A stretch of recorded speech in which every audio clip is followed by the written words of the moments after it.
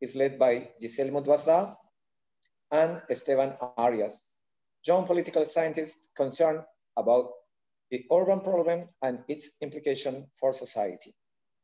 As a representative of the CIR, we wish to express our deep vocation for greater freedom for citizens and companies who wish to contribute to solving this false dilemma created by unnecessary and useless regulation by governments. It is worth mentioning that the best urbanization proposals have been given by private initiatives within a framework of strict respect property rights. In this process, it is essential to grasp the ownership of rivers, water sources, and lands from the state to return them to the citizens. We want to generate an open debate among specialists, technicians, politicians, and opinion leaders in order to allow private initiative to provide more efficient and less expensive solutions to meet demand of the poorest sector of our peoples.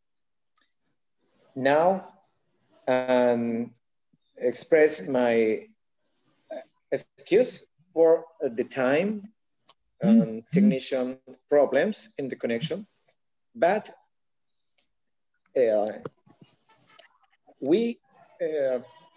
first speaker is Esteban Arias from Peru, and in French is the presentation. Welcome for all, and okay, Esteban, please. Good afternoon, bonsoir à tous. C'est un plaisir d'être ici avec vous. Et maintenant, je vais partager ma présentation avec vous pour parler un peu des villes sustentables.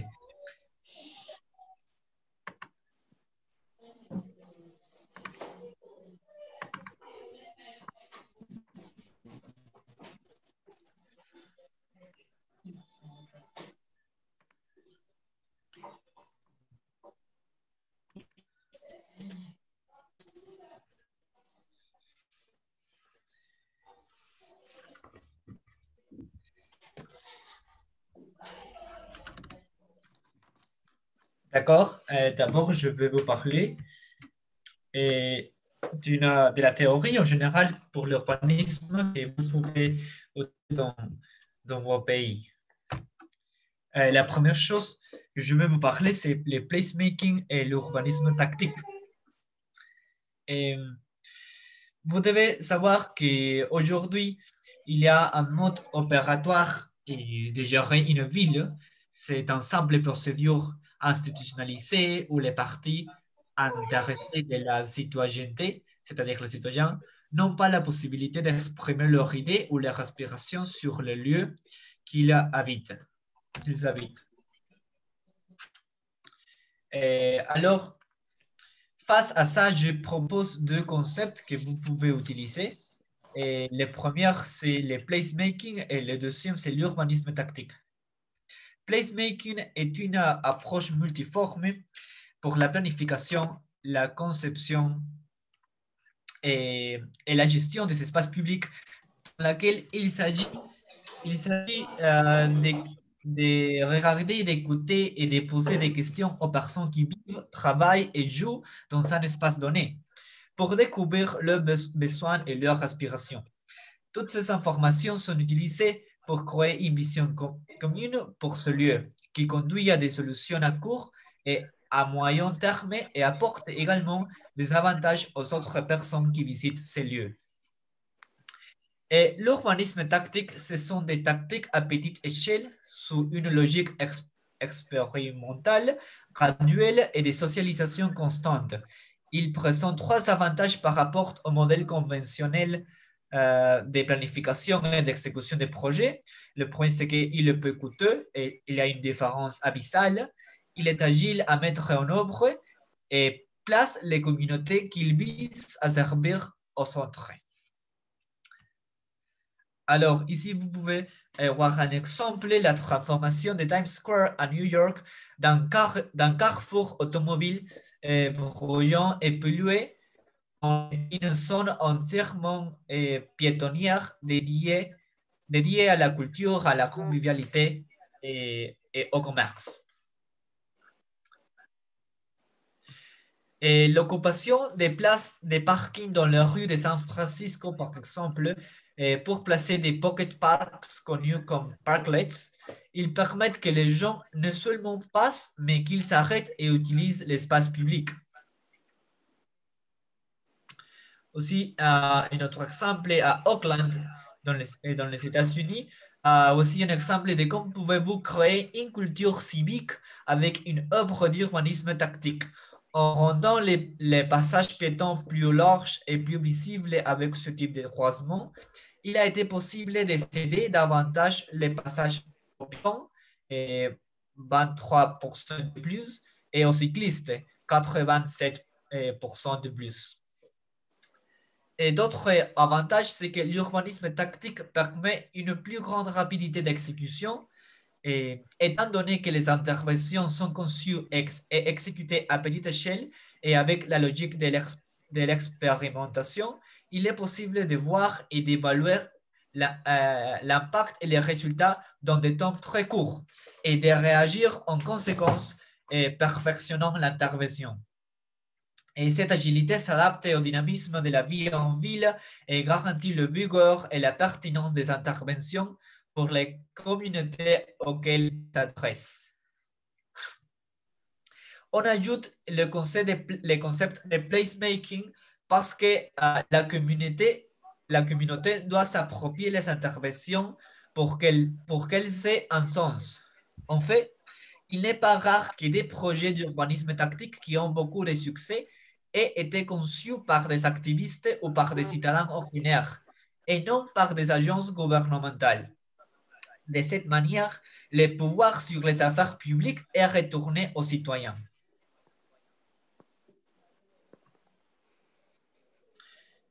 Ici, vous pouvez voir, regarder ces images par quelques secondes. C'est la même rue à Utrecht, dans les Pays-Bas, et à 30 ans d'intervalle. On doit, par exemple, trouver les différences.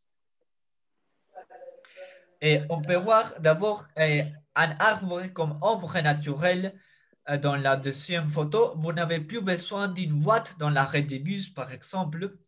Et aussi, il y a une piste cyclable et zone piétonnière, tous les deux séparés du bus par une trottoir et par des arbres qui sont des obstacles naturels en cas d'accident. Et la localisation des affiches en couleur jaune, la couleur a changé et aussi, en général, les couleurs de la rue ont plus d'harmonie. Et il n'y a pas, et c'est une chose très intéressante parce que je n'avais jamais vu ça, il n'y a pas de dénivelé entre les trottoirs et la piste dans la deuxième photo. Ça, c'est parce que c'est pas nécessaire parce que les chauffeurs conduisent bien naturellement dans les Pays-Bas. Et il est comme ça et accessible aux personnes handicapées. Et pour eux, on doit aussi construire la ville car ils en font partie. Dans tous ces cas, ces photos que j'ai montrées, le dénominateur commun est la recherche de l'amélioration de l'expérience humaine dans l'espace public. Mais il y a quelques problèmes aussi pour implémenter ce type d'œuvre et la communauté dans son ensemble est rarement d'accord avec toutes les interventions, mais je veux vous parler du NIMBY. NIMBY, Not in My Backyard en anglais, c'est un acronyme tiré de l'anglais traduit par pas dans mon arrière-cour ou pas dans mon jardin ou surtout pas chez moi. Le syndrome NIMBY désigne l'attitude fréquente qui consiste à approuver un projet pourvu qu'il se fasse ailleurs, mais à le refuser quand ce se fasse à proximité de son lieu de résidence. Et en plus, la logique qui sous-tend l'urbanisme tactique est que si un projet est véritablement bénéfique, la possibilité de socialisation, de démonstration et d'adaptation aux besoins du public rendra plus viable faire face à ces résistances pour parvenir à l'appropriation communautaire et à une éventuelle escalade, que c'est aussi un des objectifs de ce type de faire, de gérer la ville. Mais qu'est-ce qui se passe quand les gens ne participent pas dans les projets? Et voici un exemple d'une ville du nord du Pérou qui s'appelle Piura. Et on a construit un bypass, un œuvre qui a coûté millions de dollars, et un bypass au centre de la ville qui non est utilisé, car il y a une demande du marché populaire et des passagers qui prennent les transports en commun sur les côtés. Alors, quand les autorités ne connaissent pas quels sont les besoins des citoyens, et ils font des œuvres comme ça, qui n'ont aucun intérêt particulier pour les personnes qui habitent la ville. Et au-delà de l'importance évidente, il y a quelque chose de transcendant dans tout ça. Cette manière de faire ville incite les gens à se rencontrer dans des espaces publics. Et ça, c'est le début des conversations, suscite d'empathie pour l'autre, améliore les habitudes de civisme et a enfin un impact sur la résilience de chaque citoyen. Maintenant, je veux vous parler un peu sur la gestion culturelle et artistique dans la ville, qui est connue aussi comme le placemaking créatif. Ce type de gestion culturelle et artistique peut être intégré dans le concept de placemaking créatif. Le placemaking créatif suppose profiter les lieux et pour les utiliser comme support d'intervention urbaine, où les gens se connectent les uns aux autres. Dans ces dernières, des artistes et des organisations gèrent les festivals d'art et les habitants participent à leur propre développement. Il ne s'agit pas de créer un design pour le créer seulement, mais plutôt il doit aider à la construction du lieu. Pour transformer un espace à faible rendement en un lieu vital, des éléments physiques doivent être introduits afin que les personnes se sentent bienvenues et soient à l'aise. Le but est créer un lieu qui ait un fort sentiment de communauté, une image confortable ainsi qu'un environnement des activités et des usages. Et voici un autre exemple qui s'est passé à Seattle et dans les États-Unis. Un objectif culturel peut être les liens spontanés des citoyens. Et une façon de le faire, c'est par exemple avec le concept de la triangulation. La triangulation est le processus par lequel un stimulus externe établit un lien entre le gens et amène des étrangers à parler à d'autres étrangers, comme s'ils se connaissaient. Dans un espace public, le choix et la disposition de différents éléments en relation entre eux peuvent rassembler les gens. Et comme vous pouvez lire ici, le mobilier urbain a été transformé en 2 semaines au centre-ville de Seattle lors du Seattle Design Festival, présentant aux rues 8 modules mobiles qui peuvent être combinés pour créer des configurations infinies capables de former des sièges ou des espaces de jeu. Et cette chose des espaces de jeu est très importante parce que jouer, c'est aussi notre manière d'habiter, de vivre la ville. Maintenant, je veux vous montrer quelques exemples du pouvoir de l'art dans le design.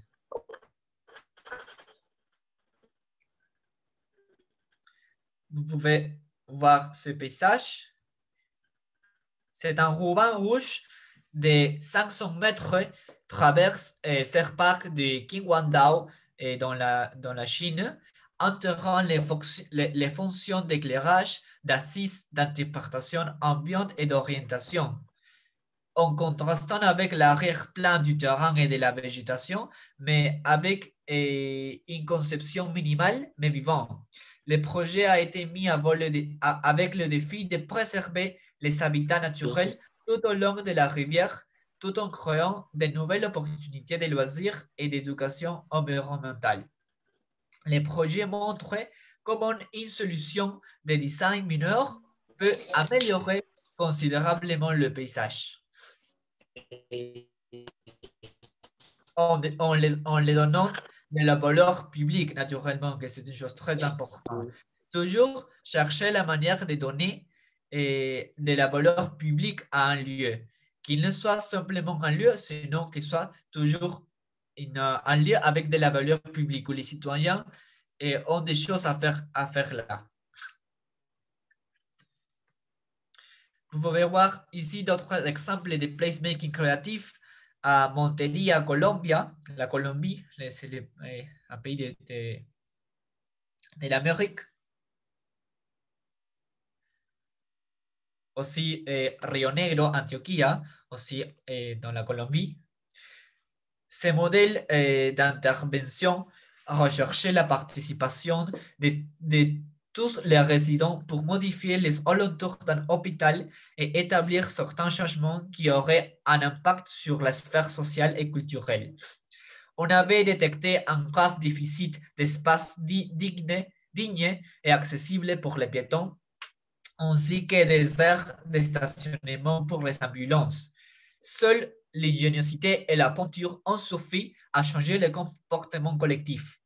La distribution de la rue a été repensée, l'espace pour les piétons a été augmenté et la sécurité routière améliorée. Sous le thème floral,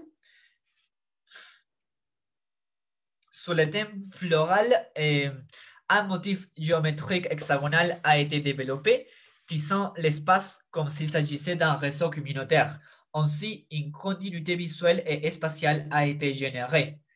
10 jours de travail où non seulement l'équipe de design était en charge de la peinture, mais divers groupes ont été invités à créer un certain sentiment d'appartenance.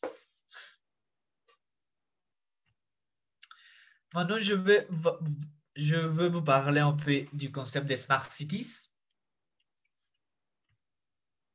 Qu'est-ce que c'est? Ce sont des villes qui utilisent la technologie pour faciliter la vie de leurs citoyens. La Commission européenne, par exemple, mesure l'intelligence de la ville à partir de 6 caractéristiques. La première, Smart Environment ou environnement intelligent, ce sont technologies pour utiliser une énergie propre et bon marché dans les villes.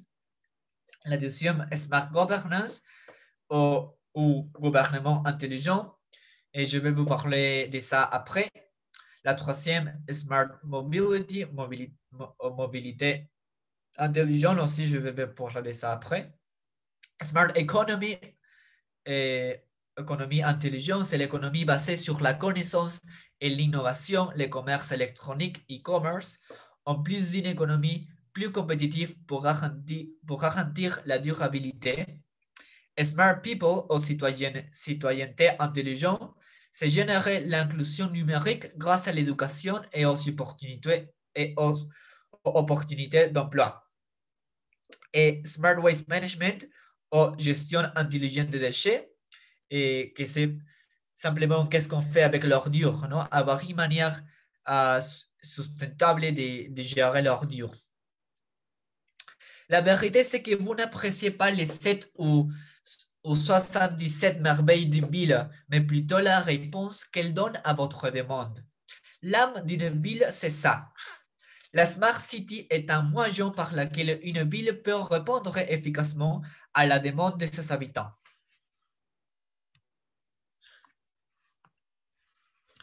Et ces photos, c'est une ville en Italie qui s'appelle Torino. Ce n'est pas forcément l'image de la ville qui leur vient à l'esprit quand vous pensez en Smart City, mais Torino est de plus en plus une. Les villes intelligentes se sont désormais ouvertes à d'autres dimensions telles que sociales et sanitaires.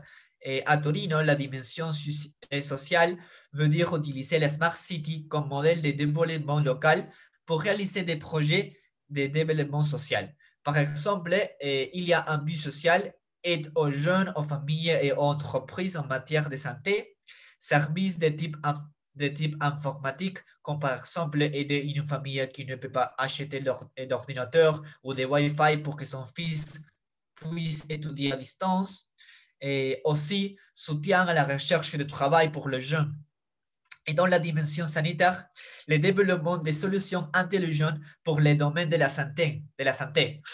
Gestion efficace avec des technologies pour les patients, connues comme e-santé, et meilleure confidentialité et sécurité des informations patients, meilleure technologie de suivi et d'évolution des patients, et assurant aussi la tranquillité d'esprit aux membres de la famille, gestion à distance connue comme M-Santé.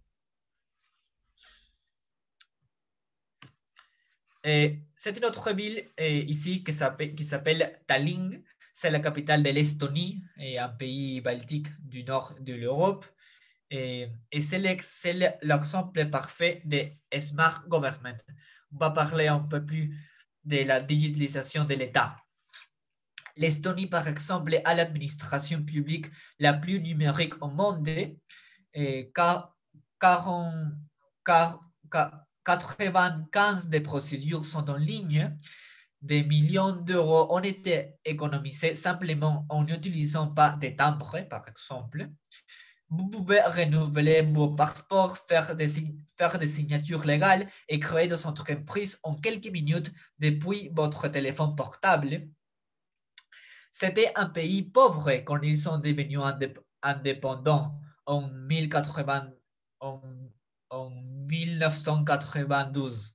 Et il a été reconstruit à partir de zéro seulement avec de la volonté politique. Alors si eux ont pu le faire, pourquoi pas nous? Non, c'est la demande que je peux vous faire. Et aussi, c'est le seul pays qui a des élections en ligne, des élections démocratiques en ligne. Et vous pouvez penser, mais n'est-ce pas dangereux? La vérité, c'est qu'ils ont renforcé leur système de cybersécurité et c'est aujourd'hui le plus avancé au monde.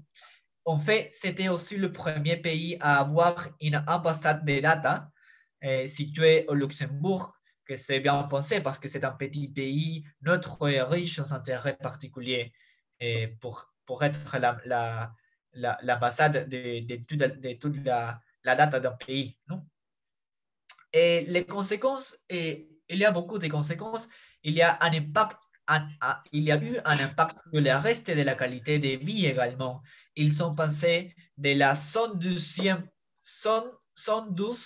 place dans l'indice de développement humain dans les années 90 à la 30e place aujourd'hui. Et elle est, Estonie, la numéro 10 en liberté économique. C'est aussi peut-être le seul pays au monde où les gens de la campagne, les gens de la campagne, ne se déplacent pas forcément vers la ville, car le travail est à distance depuis beaucoup d'années et ces travailleurs ne vont que de temps en temps aux villes. Mais bien sûr, il y a des défis pour les réaliser. Juridiquement, les urbanistes disent qu'il n'y a pas une ville, mais des villes, car il y a beaucoup de modèles. Ce serait bien s'il y avait une telle définition dans la loi comme ça. Aussi, il y a une manque d'intelligence technique et technologique pour aider les gouvernements locaux. Et aussi, dans les pays sous-développés, il y a des choses qui doivent être résolues avant. La première, c'est qu'on doit avoir des concepts d'hygiène et un gouvernement local qui récolte les déchets solides. Pour ça, des problèmes tels que l'agglomération, par exemple sur les marchés ou les transports, doivent être affrontés. Finalement, la notion de territoire doit être prise pour chaque lieu en particulier dans des pays méga divers. Et comme ça, ce sont un peu les défis qu'on doit surmonter d'abord pour implémenter des smart cities. Finalement, je voudrais vous parler de la mobilité durable qui est dans le smart mobility, la mobilité intelligente. Les concepts de mobilité,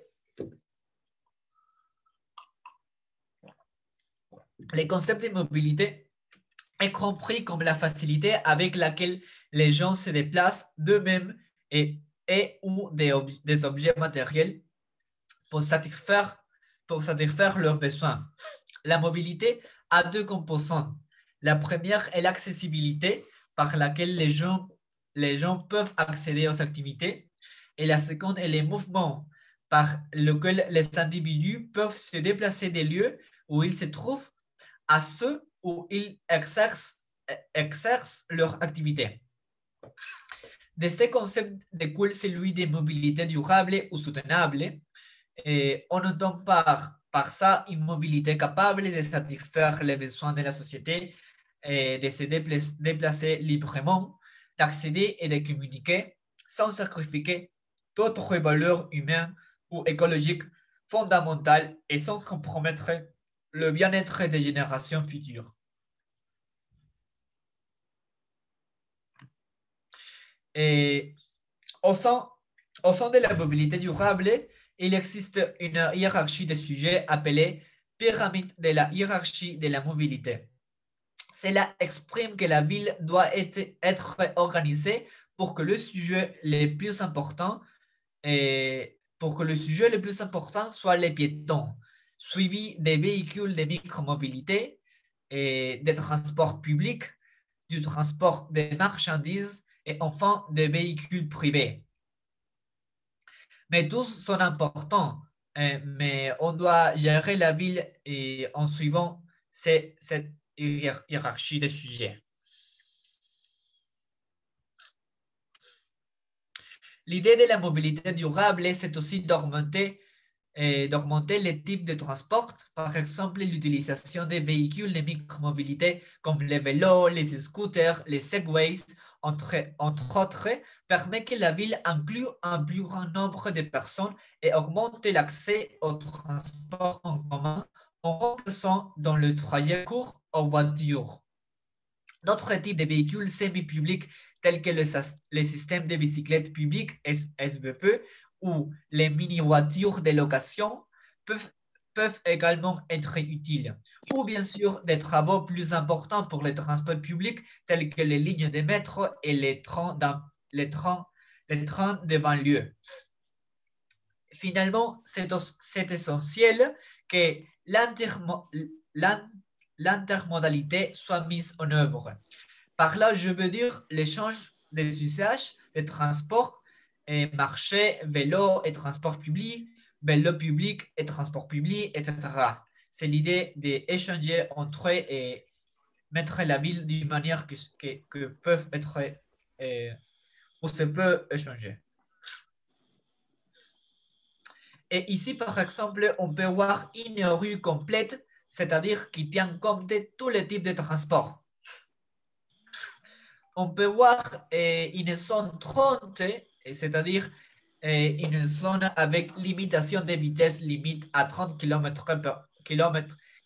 par heure, et avec des ralentisseurs, car c'est une promenade et non une autoroute, c'est partie de la ville où la photo est prise.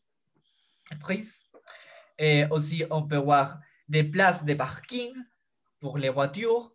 On peut voir une piste cyclable large et d'asphalte. C'est très important pour avoir un sol solide. Aussi, on peut voir un sentier de jogging pour faire le sport et un chemin piétonnier. Je peux vous dire pourquoi la mobilité durable, pourquoi je présente ça comme une idée d'urbanisme que peuvent aider vos pays. Parce que la mise en œuvre d'une mobilité durable permet une ville plus ordonnée, une meilleure congestion routière, des taux de mortalité plus faibles pour les accidents de la route, et les piétons se sentent en sécurité et libres dans la rue.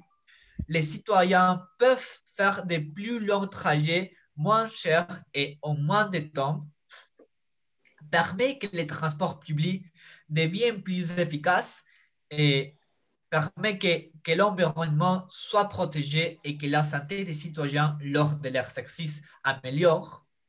Finalement, l'impact positif de tout ça sur les aspects de la vie d'une personne est tellement pluriel et diversifié qu'ils permettent aux citoyens de valoriser davantage leur séjour en ville et donc d'améliorer leur qualité de vie.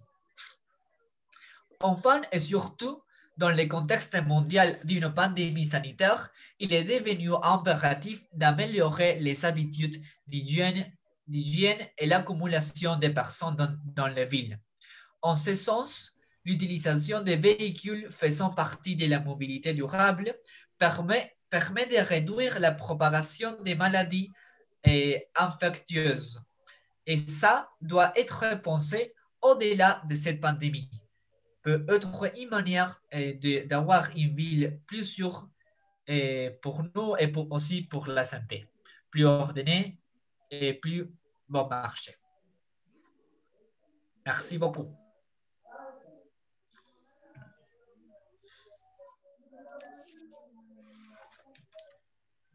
Maintenant, je vais finir la présentation.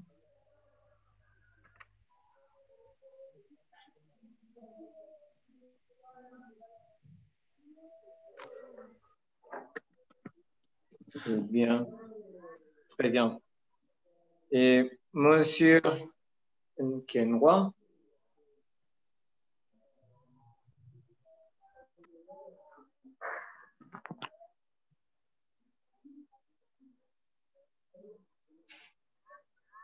Esteban, está Giselle. J'espère que Giselle est ici. Laurent Kenwa?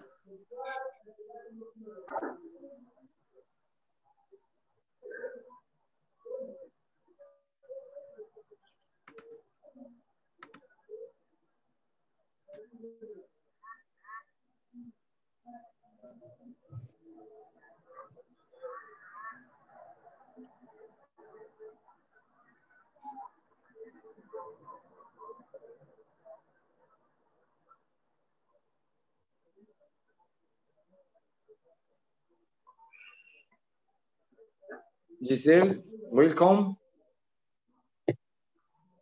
Merci.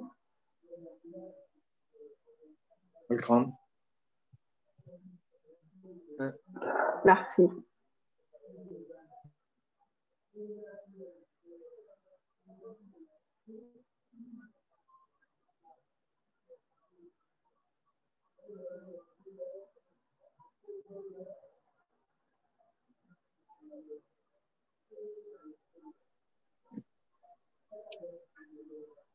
Please, it's your time.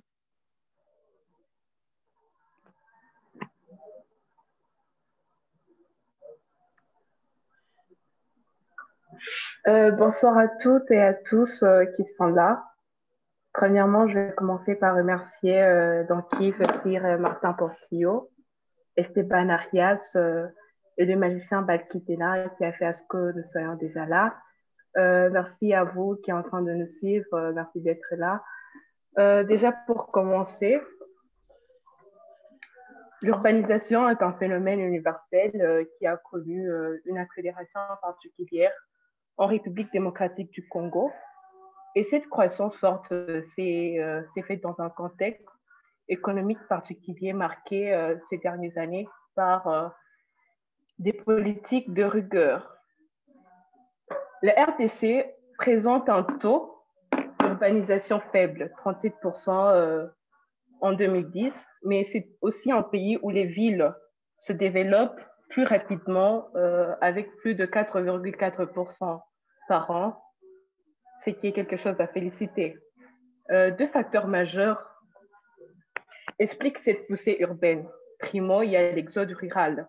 Avec l'exode rural, on voit déjà le manque de terre, les conditions de vie difficiles, l'absence d'encadrement médical et le scolaire qui incite les paysans à rejoindre les villes.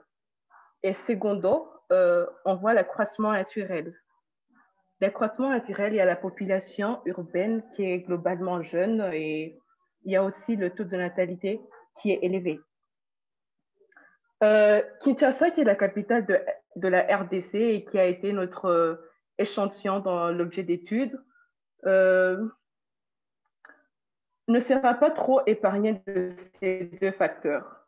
Ces dernières comptaient jadis plus ou moins 400 000 habitants en 1960 et maintenant, dans ces jours, elles comptent 8 42 455 habitants, ce qui est une explosion démographique. Naguère, l'urbanisation de la ville répondait au plus d'aménagements régulièrement élaborés et approuvés par le service spécialisé par les colonies. Dans l'entretemps, on suivait l'évolution et la croissance démographique de la ville en contrôlant le mouvement de la population pour maintenir l'équilibre. Mais après l'accession du pays à l'indépendance, un climat de sécurité a régné dans toute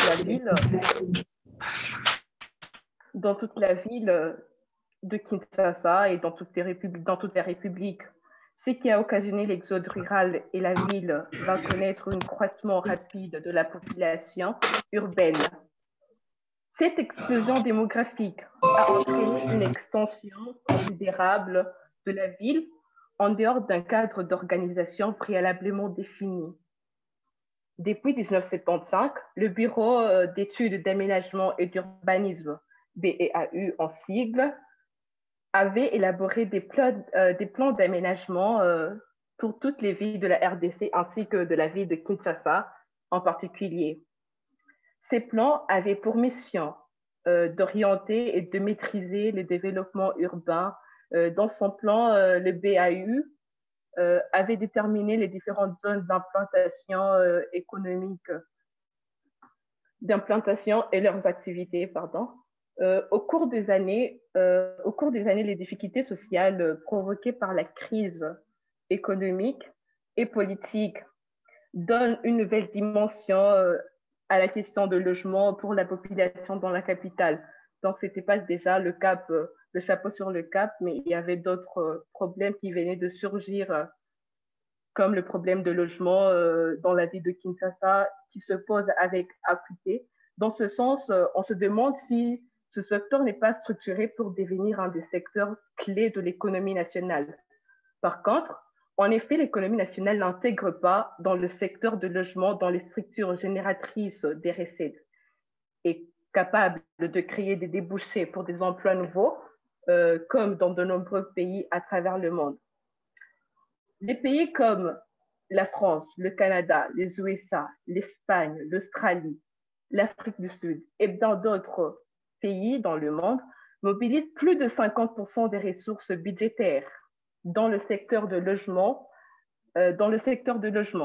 Ils ont ainsi conclu de véritables politiques d'habitation pour diriger l'action politique de leur gouvernement et créer de grandes banques d'investissement pour soutenir le secteur immobilier. Par l'absence de cette politique de logement dans la ville de Kinshasa, la gestion de l'espace organisé et urbanisé en RDC pose problème. L'État congolais ne fait aucun effort pour aménager ces villes. Depuis le départ des colonisateurs, aucun changement considérable n'a été enregistré, ce qui fait mal. Dans la réhabilitation des infrastructures immobilières héritées de la colonisation, les villes gardaient leur aménagement des années 50 et 60, alors que les pyramides d'âge ont complètement changé. Ainsi, on voit apparaître dans nos villes et plus particulièrement dans la ville de Kinshasa un nouveau phénomène, la construction anarchique. Les besoins croissants en logement justifient la crise de celui-ci dans la ville de Kinshasa. La réponse partielle et inefficace à cette crise se trouve dans des constructions anarchiques. On dira que c'est Jésus qui vient sauver le monde, mais il y aura toujours une fuite sur le tuyau.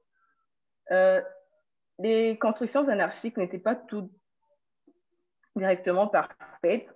À cette crise se trouvent les constructions anarchiques sans impact réel et sans impact réel dans le social des Congolais.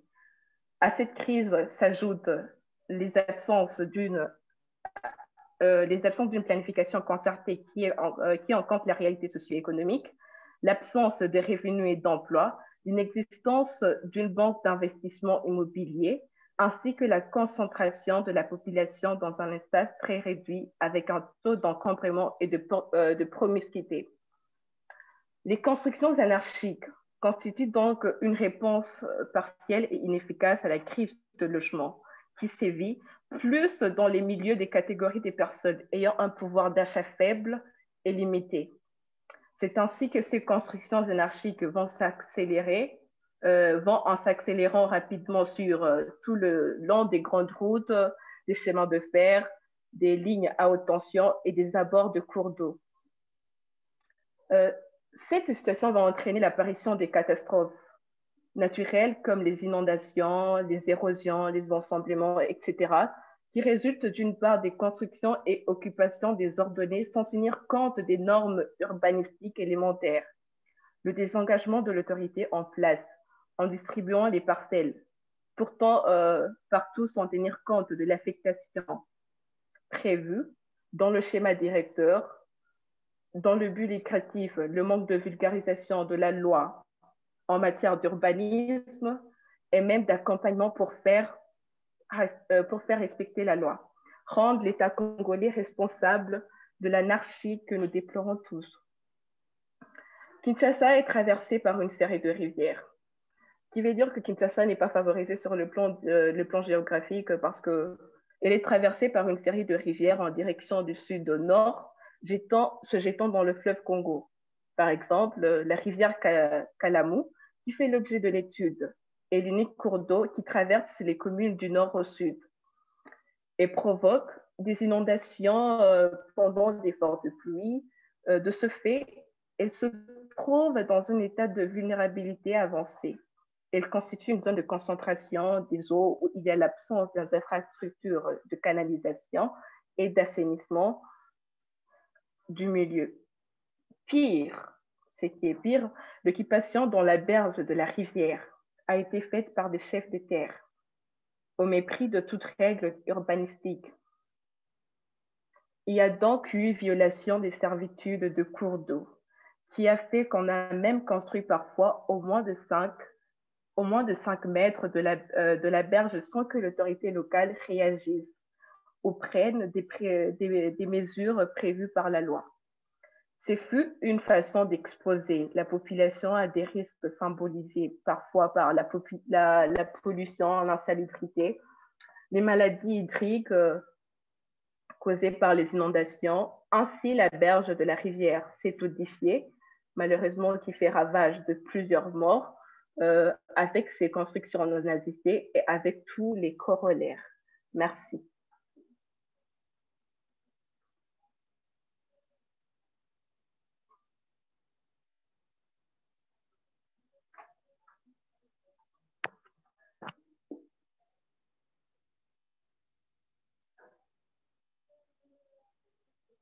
Je pense que j'aurais déjà terminé. Merci.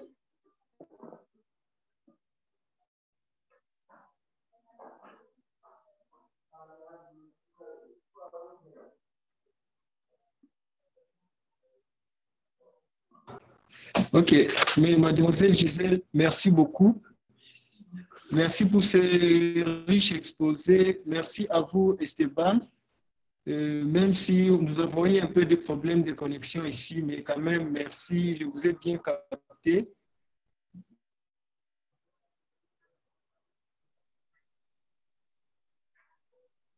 De toute manière, je pense que vous êtes prêts maintenant à répondre aux questions.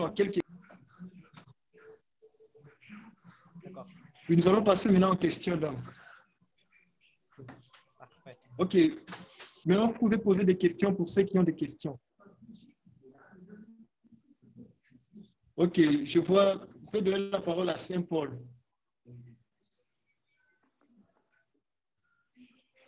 Saint-Paul.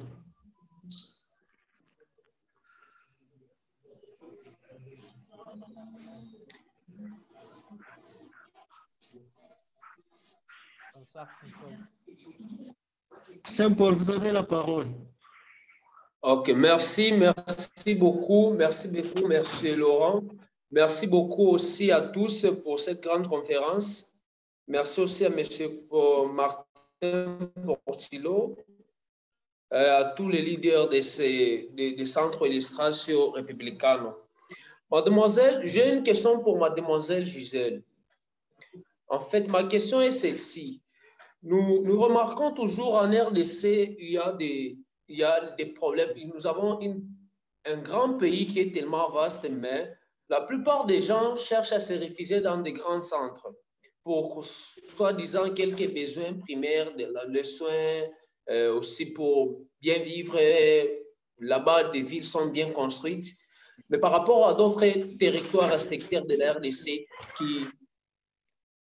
qui a les problèmes de parfois des manque de routes, manque de transport et aussi manque même des hôpitaux, nous remarquons cela. Et des inondations parfois arrivent dans des cas pendant la saison des pluies. Il y a des inondations arrivent dans certaines villes qui ravagent, qui fait des cadavres dans plusieurs secteurs de la RDC. Je peux prendre l'exemple de la ville d'Ouvira l'an passé, c'est cette année, je pense, qui a connu une catastrophe tellement naturelle compte tenu de la ville qui n'était pas bien urbanisée. Alors, selon toi, quel conseil, quel genre de principes, de conseils pourrez-vous procurer aux jeunes qui nous suivent aujourd'hui, à nous aussi, même aussi un jour à nos dirigeants, à ce propos des problèmes qui nécessitent vraiment la population de la RDC?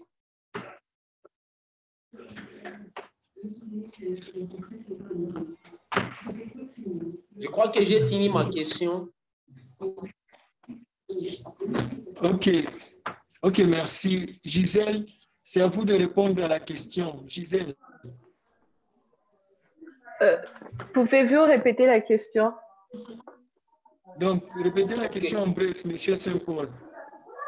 J'ai demandé compte tenu des problèmes que nous vivons en RDC, la plupart des gens cherchent à se réfugier dans des grands centres pour mieux vivre parce que là-bas, ils trouvent des hôpitaux, ils trouvent des routes bien construites, la sécurité aussi, le moyen de transport qui est tellement très facile, qui est un peu reculé des grands centres. Je vais prendre l'exemple des catastrophes qui est arrivée à notre ville d'Ouvira, ici à l'est du pays, qui a tellement ravagé plusieurs biens, créé même des cadavres dans la ville d'Ouvira. Alors, quel genre de solutions ou soit des conseils pourrez-vous procurer aux jeunes qui nous suivent aujourd'hui, ou soit à nos autorités, pour résoudre ce genre de problèmes dans la ville, dans certaines villes de notre pays, la RDC?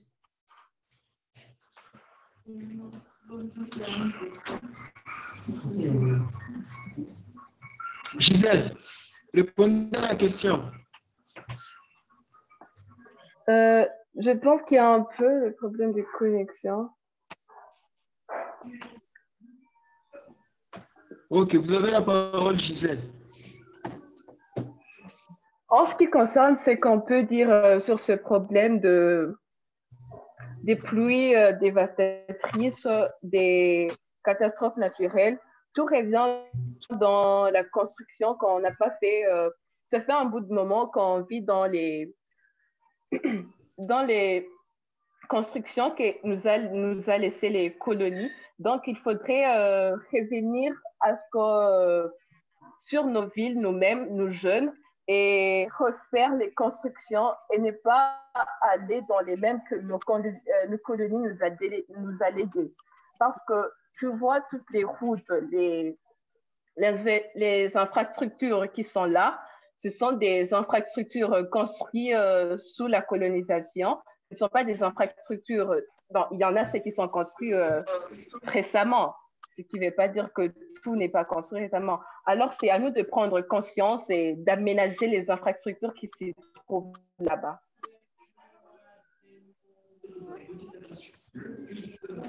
Ok, merci. Merci beaucoup, Gisèle. Merci beaucoup, Gisèle. Moi, j'ai une question pour Monsieur Esteban. J'écoute. Donc, ma question est adressée à Monsieur Esteban. Monsieur Esteban, vous avez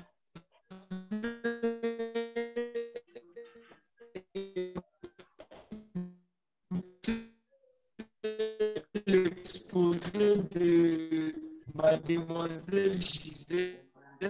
Vous avez écouté le quelle solution, en tant que politologue, quelle solution, quelle proposition vous pouvez proposer? Donc, ici, il y a des chaînes qui vont aller suggérer peut-être des choses au poli. Donc, à ceux qui ont la décision sur l'urbanisme de la RDC,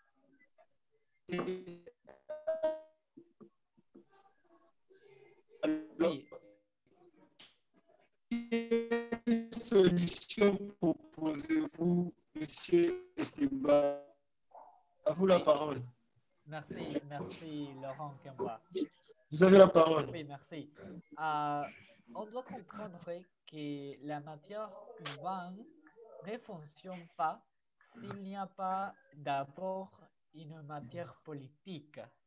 Alors, la politique, c'est important pour changer les choses. J'écoutais comme vous parlez, par exemple, d'hôpital, d'inondation. Et toutes ces choses sont choses qu'on doit solutionner d'abord pour avoir une ville verte, non? Alors, ce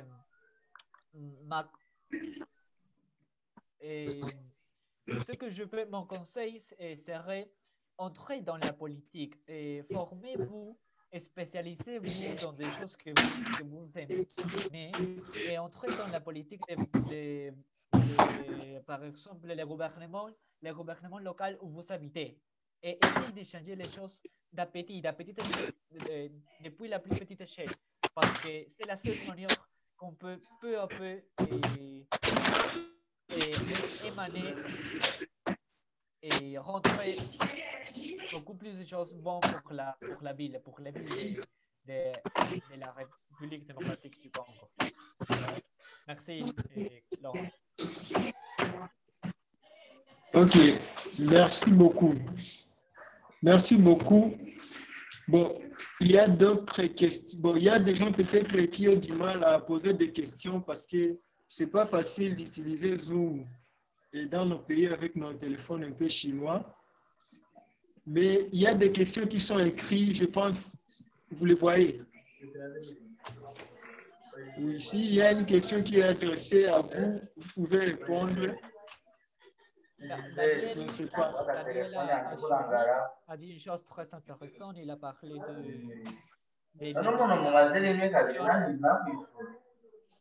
de limiter la et d'avoir d'éducation.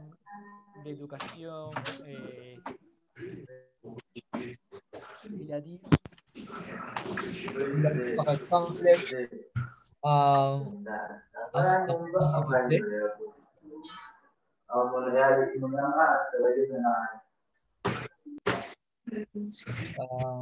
moment. Il a parlé de la planification familiale. Je pense que ça, c'est très intéressant, c'est très important aussi. C'est une chose qu'on doit résoudre d'abord, comme je disais. Ça.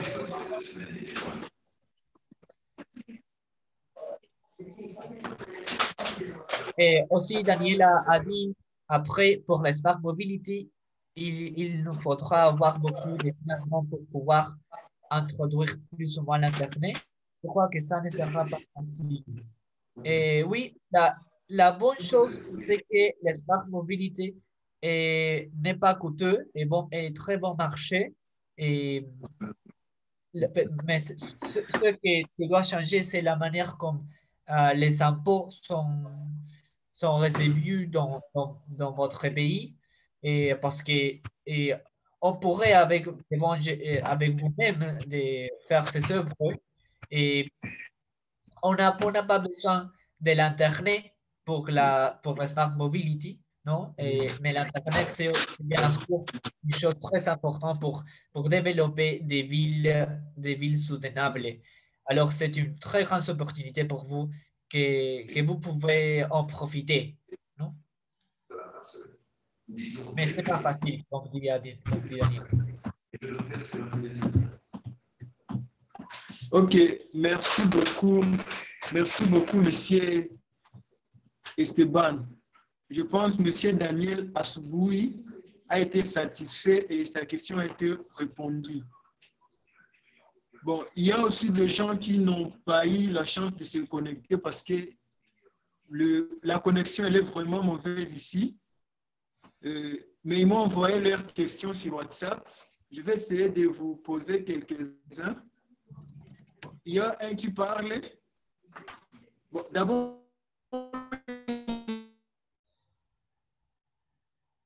il y a la question de mademoiselle Joyce. Il y a une question de mademoiselle Joyce.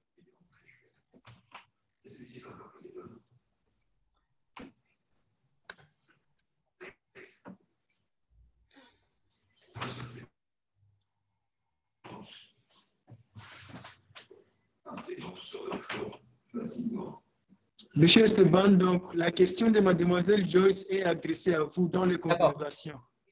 D'accord. Et quels sont les inconvénients que nous pouvons rencontrer? Alors, il y a bien sûr trop d'inconvénients, mais si vous mettez d'accord et vous commencez à participer à la politique locale de vos pays, et vous serez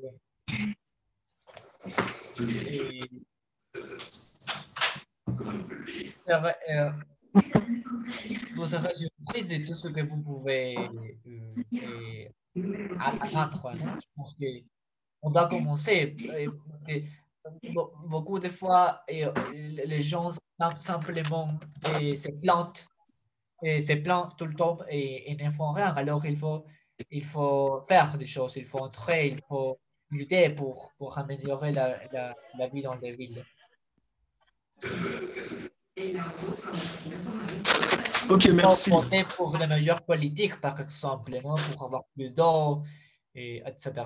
Faire des projets pour enseigner aux personnes à voter bien. Je pense ça.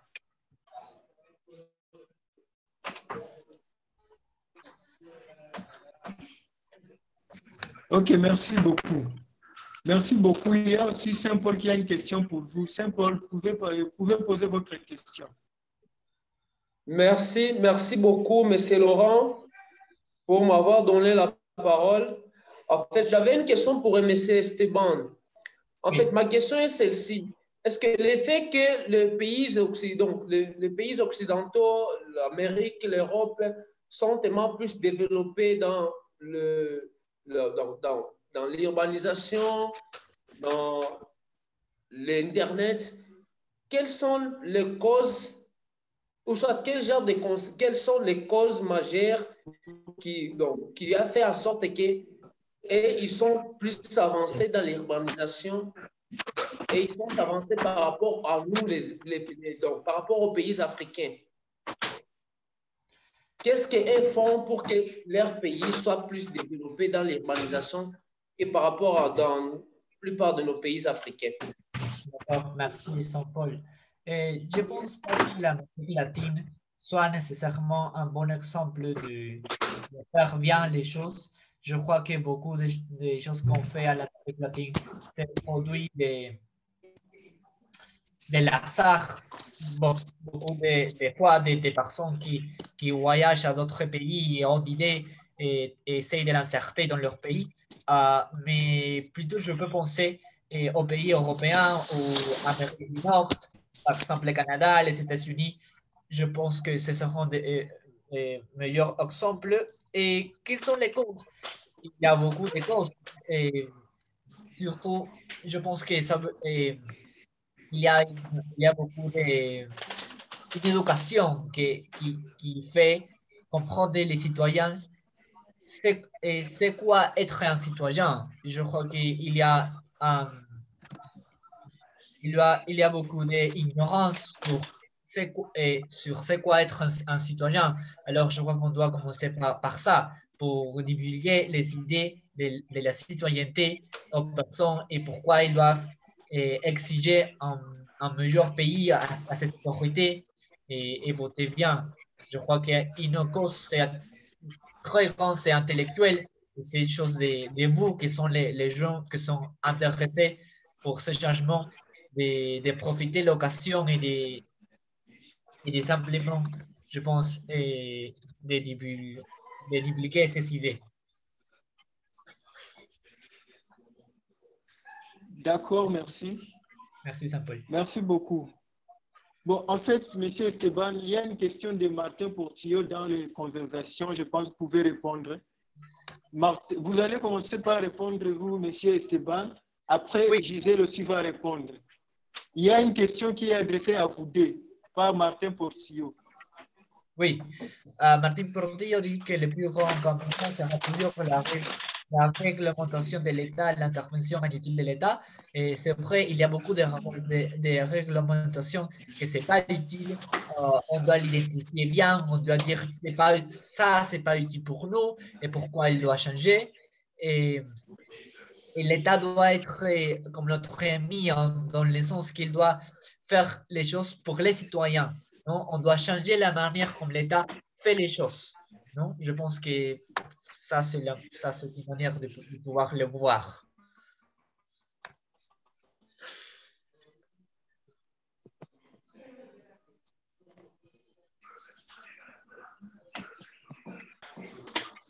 D'accord.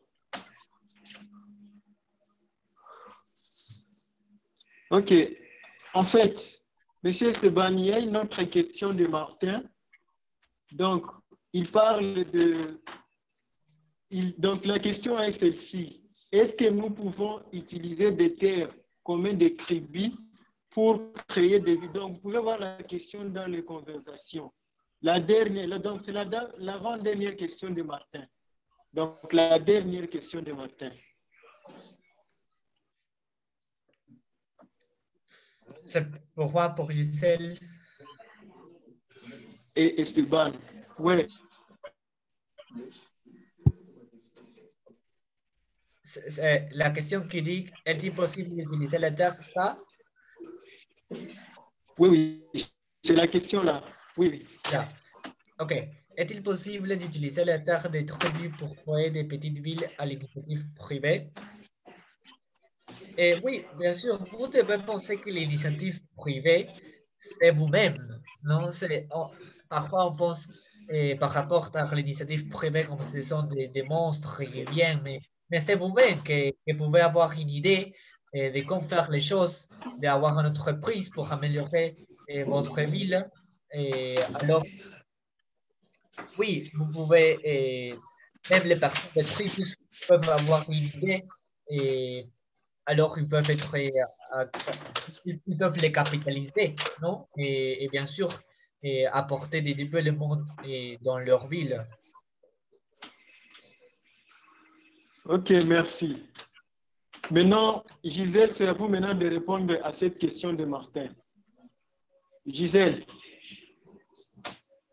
vous avez la parole, Gisèle. S'il est possible d'utiliser les petits terrains de tribus. Donc, les terres, donc, par exemple, si on peut prendre les terres des Kabare pour faire une ville, donc les terres privées des gens pour mettre des villes dessus. Qu'est-ce que vous en pensez? Ça serait une bonne idée, une bonne initiative, parce que même si c'est une initiative privée, ça vient de nous, ça vient de toi, ça vient d'une personne. Quand on parle d'initiative privée, on a tendance de se entendre des initiatives des monstres, mais ce sont des initiatives à solliciter et pour moi, ça serait une bonne idée. Parce qu'on n'aura pas beaucoup de gens qui vont se focaliser dans la ville. D'accord, merci. Je pense, Monsieur Esteban.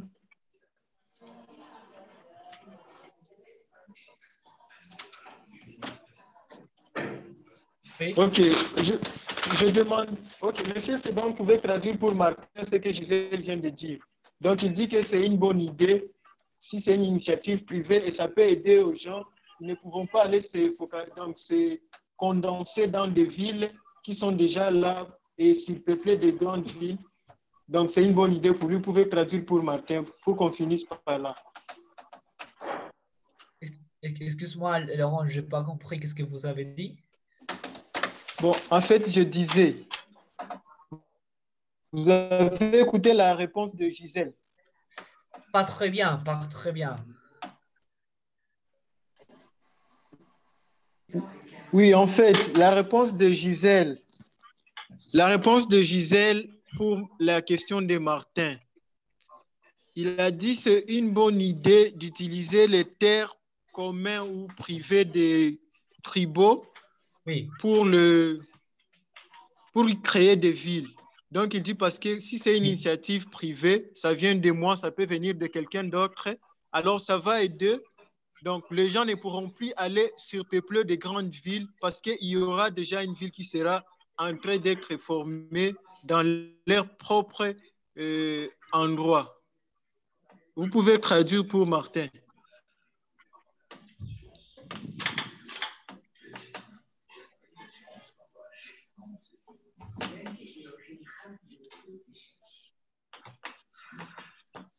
Quelle est la question exactement? Quoi? Oui? Tu m'as fait une question par rapport à ça? Je n'ai pas écouté bien. Non, je n'ai pas fait une question. Donc, je dis, vous allez traduire pour Martin la réponse que Gisèle a donnée. Traduire pour Martin. Ah, d'accord. Oui, oui. T'inquiète pas, je peux le faire. Je peux le faire. Martín, Ok, me ha merci. pedido Kenwa que te traduzca la respuesta a tu pregunta. Y la respuesta que dio Giselle es que efectivamente sí se puede utilizar a las tierras de las tribus para crear villas como iniciativa privada, que eso puede hacerse tanto desde personas que vivan en esas mismas tribus como personas externas que estén interesadas en su desarrollo. D'accord. Je viens de le faire, Laurent. Ok, merci beaucoup. Prendre une photo. Nous allons prendre une photo d'ensemble. J'aimerais que chacun puisse activer la vidéo. La vidéo, Oui, s'il donc vous la plaît, vidéo. je voudrais vous voir à tous. Oui, oui. Donc, que chacun puisse activer la vidéo. Donc, son appareil photo pour un selfie de tout le monde. Ça va, Daniel? Daniel. Ça va, Daniel, on te pareja? salue. Daniel Asubuhi, on te salue. Ça va, Black Child. Qui est Black Child? Ça va, Joyce? Daniel, allumez votre vidéo. Oui, Joyce. Très bien, Black. Saint-Paul, allume ta vidéo. C'est un honneur d'être ici avec vous, hein? De vous connaître à tous. Ensemble. Oui, joyeux toi aussi. Steven, tout le monde.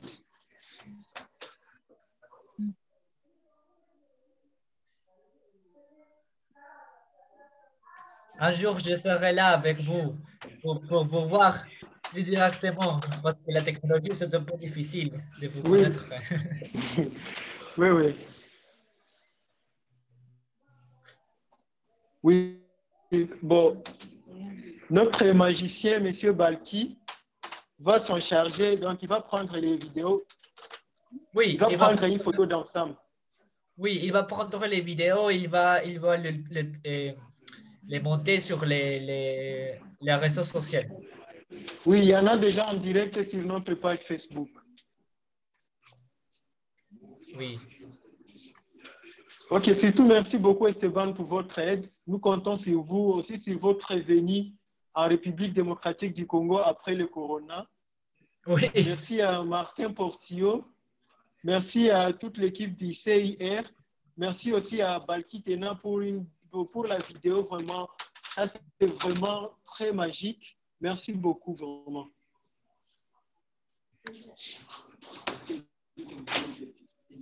Martín, te dice muchas gracias. Merci beaucoup. Thank you very much for all. Thank you, thank you. Thank you. Vous voyez le logo ici derrière moi, de CIR et Lankif. Il y en Dice a que déjà. mires el logo de CIR que te ha puesto. La alianza. Ahora ya estás integrado en la alianza tú también. Il dit que tu es maintenant intégré dans l'alliance.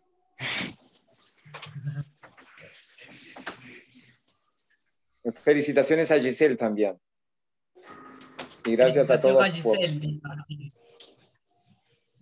Merci à tous, dit Martín. Ok, merci beaucoup et félicitations à Gisèle. Je pense que Esteban, Gisèle aussi est politologue comme vous. Vous allez la guider, parce qu'elle suit le même chemin que vous. Je compte sur vous pour la guider dans votre monde-là de la politique. Je ne sais pas si c'est la politique ou quoi.